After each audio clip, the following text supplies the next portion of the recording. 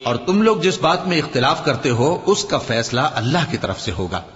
یہی اللہ میرا پروردگار ہے، میں اسی پر بھروسہ رکھتا ہوں اور اسی کی طرف رجوع کرتا ہوں. وہی ہے آسمانوں اور زمین کا پیدا کرنے والا.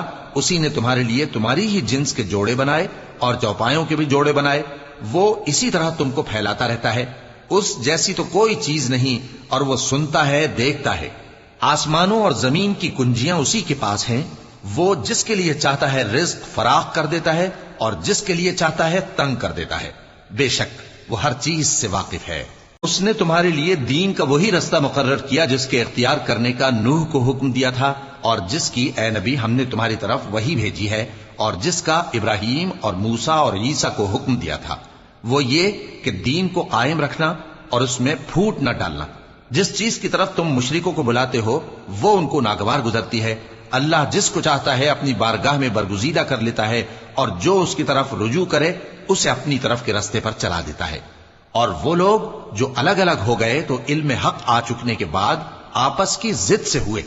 اور اگر تمہارے پروردگار کی طرف سے ایک وقت مقرر تک کے لیے بات نہ ٹھہر چکی ہوتی تو ان میں فیصلہ کر دیا جاتا.